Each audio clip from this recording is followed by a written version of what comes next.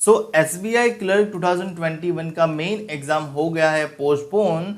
वो होने वाला था 31 जुलाई 2021 को, बट अब वो 31 जुलाई 2021 को नहीं होगा। तो आप सभी के मन में ये सवाल हो रहा है कि सर अब कब होगा। तो देखो, पहली बात तो ये कि इस नोटिफिकेशन से, मतलब ये न्यू नोटिस से काफ़ी लोग खुश भी हुए होंगे कि सर थोड़ा टाइम मिल जाएगा मेंस की प्रिपरेशन के लिए, और काफ़ी लोग ऐसा भी सोचेंगे कि सर हमने बहुत प्रिपरेशन कर रखी थी और वापस से एग्जाम पोस्टपोन हो गया। देखो, कोई भी चीज़ आती है तो उसके प्रोज और कॉन्स होते ही हैं, परंतु आप ये समझ लो कि आपको थोड़ा और टाइम मिल गया अपनी एज को शार्प करने का, यानी आपका कहीं कहीं अगर कुछ लैक हो रहा है तो उसको प्रिपेयर करने का। देखो, एग्जाम पोस्टपोन होना था, ये मेजरली सभी को ये आइडिया तो लग ही गया था, क्योंकि काफ़ी जगह की नोटिफिकेशन, मतलब काफ़ी जगह एग्जाम नहीं हुए थे। जैसे कि यहाँ पे आप देख सकते हो, नोटिस पहले आया था, recruitment kept abeyance for Ladakh, Manipur and Leh and Kargil valley, ठीक है। उसके बाद नोटिस आया था deferment of preliminary examination for Shillong, Agartala, Aurangabad, Nashik centre, ठीक है। तो इन सेंटर्स की एग्जाम हुई ही नहीं है। अब एग्जाम नहीं हुई है और उसके बाद आपको ये मेन नोटिफिकेशन देखने को मिलता है कि मेन एग्जाम जो शेड्यूल था 31 जुलाई 2021 को, जो डिफर्ड कर दिया गया है till further notice. Further notice मतलब फर्दर नोटिस कल को भी दे दिया जा सकता है, 10 दिन बाद भी दे सकते हैं, और 1 महीने बाद भी दे सकते हैं। तो उसमें किसी को कुछ पता नहीं होता कि फर्दर नोटिस कब देंगे। बट एक चीज़ समझ लो कि वो मेन एग्जाम सबकी साथ में लेंगे। ऐसा नहीं करेंगे कि मेन एग्जाम इसकी अलग ले ली और इस जो 4 सेंटर है उसकी अलग ले लें। नहीं, वो लोग शिलोंग, अगरतला, औरंगाबाद, नासिक के सेंटर्स के कैंडिडेट्स की भी एग्जाम साथ में ही लेंगे मेन एग्जामिनेशन।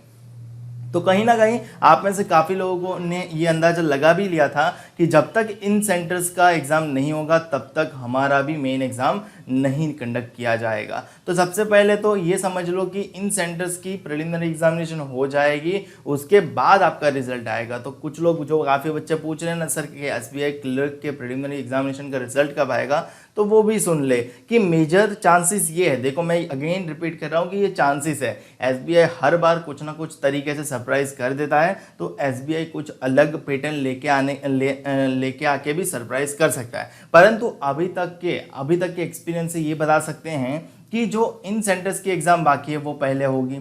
उनका एग्जाम होने के बाद 10 या 12 दिन में रिजल्ट आ जाएगा और उसके बाद आपका मेन एग्जाम होगा। तो मेन एग्जाम का एक्सपेक्टेड अगर बात करूं ना, तो लास्ट वीक ऑफ अगस्त ये एक्सपेक्टेड है। ऐसा नहीं कि इस दिन हो ही जाएगा, ये एक्सपेक्टेड है कि इस तारीख को, यानी अगस्त के लास्ट वीक में हो सकता है। अब उससे डिले भी हो सकता है या उससे जल्दी भी हो सकता है, क्योंकि पिछले साल आरआरबी में ऐसा हुआ था। हुआ क्या था कि मतलब आज के दिन आपको नोटिस दिया कि एग्ज़ाम पोस्टपोन कर दिया गया है, और 2 दिन बाद वापस नोटिस लगा दिया गया कि एग्ज़ाम उसी दिन होगा जो पहले डिसाइड था। तो ऐसा हो सकता है कि 2 दिन बाद नोटिस लगा दी जाए। बट वहाँ पे कुछ इश्यू थोड़ा और था, यहाँ पे इश्यू कुछ और है। यहाँ पे इश्यू ये है कि इन सेंटर्स पे प्रिलिमिनरी एग्जामिनेशन हुई ही नहीं है, तो ये एग्ज़ाम हो जाएगी, उसके बाद मेरे ख्याल से रिजल्ट आ जाएगा और उसके बाद आपकी मेन एग्जामिनेशन डेट आ जाएगी।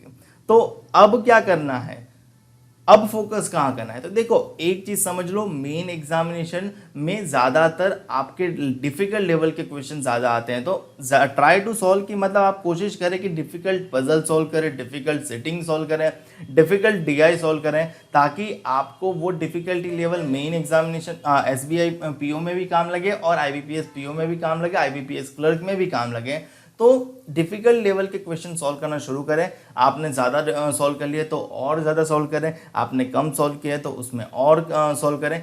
अब एक चीज़ समझ लो कि टाइम लिमिट कितना रखें, कि कितने टाइम में करें। तो देखो, ज़्यादा रिलैक्स ना हो जाए कि 1 महीना है, 2 महीना है, 3 महीना है, नहीं। आपको जस्ट 10-10 दिन का सोच के चलना है कि अभी 10 दिन है हमारे पास, 10 दिन के बाद एग्जाम हो सकती है, फिर अगेन 10 दिन को रिफिल करो कि 10 दिन और है, 10 दिन की और प्रिपरेशन करो। तो अपने 10-10 दिन में आप अपना रिविजन करते रहें। Revised past 6 to 8 months current affair, ध्यान रहे मैंने लिखा है रिवाइज्ड, यानी मैं ये कहना चाहता हूँ कि आपने एक बार तो पढ़ ही लिया होगा। अगर एक बार नहीं पढ़ा है तो ध्यान रहे करंट अफेयर्स ज़्यादा से ज़्यादा पढ़े, क्योंकि यहाँ पे ही यही सेक्शन ऐसा है जनरल अवेयरनेस का जहाँ पे करंट अफेयर जिनका सही बन जाता है, जिनको करंट अफेयर अच्छे से आ गया, तो उनका स्कोर अगेन ज़्यादा ही बन जाएगा। क्योंकि रीजनिंग में एवरेज उतने ही अटेम्प्ट होंगे जितने बाकी लोग अटेम्प्ट करेंगे। मैथ्स में भी एवरेज उतने ही अटेम्प्ट होंगे जितने बाकी लोग करेंगे। इंग्लिश में भी एवरेजली उतने ही अटेम्प्ट होंगे जितने बाकी लोग करेंगे। परंतु जनरल अवेयरनेस का सेक्शन ऐसा होगा जहां पे वही अटेम्प्ट कर पाएगा जिसको पता है, और जिसको नहीं पता है वो अटेम्प्ट करेगा भी बट उसका सही नहीं होगा। तो ध्यान रहे, करंट अफेयर्स को ज़्यादा से ज़्यादा मैक्सिमम टाइम रिवाइज करें। और अगर एक मिनिमम टाइम कितनी बार आपको करंट अफेयर रिवाइज करना है, तो मैं आपको बोल सकता हूं कि मिनिमम 3 टाइम्स तो आपको करंट अफेयर रिवाइज करना ही करना है। करंट अफेयर्स का बेस्ट सोर्स भी मैं इसमें यहाँ पे बताऊंगा। तो फिलहाल के लिए अभी ये समझ लो कि करंट अफेयर्स आप मंथली पढ़े और एटलीस्ट 2 सोर्स का करंट अफेयर पढ़े, किसी भी एक सोर्स पर निर्भर ना रहे, क्योंकि एग्जामिनर का कोई इरादा नहीं, एग्जामिनर का कुछ पता नहीं होता, अंदाजा हमने लगा नहीं सकते कि वो कौन से पैटर्न का करंट अफेयर पूछेगा और कौन सी जगह से पूछेगा। हो सकता है कि आप जिस सोर्स को फॉलो कर रहे हो उसने जिसको निगलेक्ट कर दिया है कि ये करंट अफेयर इतना इंपॉर्टेंट नहीं है और एग्जामिनर ने उसी को इंपॉर्टेंट मान के पूछ लिया, तो आपका चांसेस ऐसा हो सकता है कि आपको दिक्कत हो जाए। तो आपको एटलीस्ट 2 सोर्स का करंट अफेयर फॉलो करना चाहिए और डेली एक मेन एग्जाम की मॉक टेस्ट दो। डेफिनेटली मेन एग्जाम की मॉक टेस्ट के लिए आपको टाइम ज़्यादा देना पड़ेगा, 2 घंटा, मोर देन 2.5 आवर, और उसके बाद उसके लिए आपको उसका एनालिसिस करने में भी टाइम लगेगा। तो डेफिनेटली अगर आप मेन एग्जाम की मॉक टेस्ट दे रहे हो डेली एक, तो उसको एनालिसिस करने में भी समय लगेगा, तो आपको एटलीस्ट 5 आवर्स जितने तो हो ही जाएंगे। ठीक है, 5 आवर्स इसलिए मैं कंक्लूड कर रहा हूँ कि आपको 2.5 घंटे एग्जाम देने के और उसके बाद 2.5 घंटे उसका सॉल्यूशन करने में। देखो, सॉल्यूशन करना बहुत इंपॉर्टेंट है। आप जहाँ जहाँ गलती कर बैठे, जहाँ जहाँ आपका गलत हुआ वो आपको सॉल्व करना है, और जो जो आपने अटेम्प्ट नहीं किया वो भी आपको सॉल्व करना है, तो उसमें 2.5 घंटे और लग ही जाएंगे। तो मैं अप्रोक्सीमेटली 5 घंटे ऐसा मानता हूँ कि आप मेन एग्जाम की प्रिपरेशन करोगे, मॉक टेस्ट दोगे डेली, और प्रीवियस ईयर के क्वेश्चन पेपर को एक बार जरूर सॉल्व कर ले, ताकि आपको पता चले कि डिफिकल्टी लेवल होता है, प्रीलिमिनरी की तरह इजी नहीं होता। देखो, प्रीलिमिनरी में आपकी स्पीड चेक की जाती है और मेंस में आपकी डिफिकल्टी लेवल चेक किया जाता है। तो डिफिकल्टी लेवल ध्यान रखें, मेंस में ऐसा नहीं कि ज़्यादा अटेम्प्ट होगा। और आपको मैंने ऑलरेडी कट ऑफ शेयर किया है मेन एग्जामिनेशन का as well as preliminary examination का। तो अगर आपने वो वीडियो नहीं देखी तो आपको वीडियो की लिंक डिस्क्रिप्शन में मिल जाएगी, एक बार वो वीडियो ज़रूर चेकआउट करें। और आपको बता दूं कि IBPS RRB PO प्री 2021 का हॉल टिकट कॉल लेटर आ चुका है। तो आपके लिए मैंने 10 टॉपिक शेयर किए, जैसे मैंने आपको SBI के लिए दिए थे। तो 10 टॉपिक से आपको 65 से ज़्यादा मार्क्स का पूछा जाएगा। और आपको बता दूं कि RRB PO का मेन पेपर जो है ना, वो 80 मार्क का होता है। तो 80 में से 65 मार्क्स तो मैं आपको यहीं से बता रहा हूँ कि ये 10 टॉपिक प्रैक्टिस करोगे तो आपको 80 में से 60 मार्क्स आ जाएंगे। लास्ट 10 डेज की स्ट्रेटेजी और स्टडी प्लान क्या रहना चाहिए वो भी मैंने आपके साथ शेयर किया है, तो आपको लिंक डिस्क्रिप्शन में मिल जाएगी। एक बार इस वीडियो को भी जरूर चेकआउट कर ले।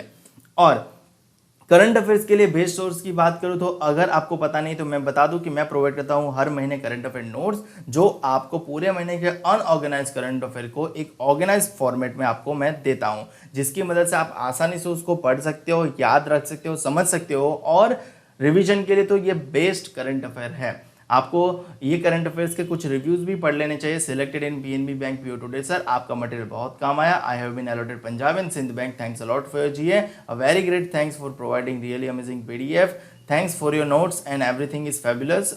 मेरे 31 क्वेश्चन सही हुए, बस 2 गलत हो गए। थैंक यू वेरी मच, आपके नोट्स बहुत काम आए। और भी रिव्यूज है जो आप वीडियो पॉज करके पढ़ सकते हो। और अगर आपको ऐसा लगे कि आपको करंट अफेयर परचेस करना चाहिए तो आपको लिंक डिस्क्रिप्शन में मिल जाएगा, एक बार लिंक विजिट करके करंट अफेयर परचेस कर सकते हो। और कॉम्बो ऑफर्स भी चल रहे हैं, उसका भी लाभ उठा सकते हो।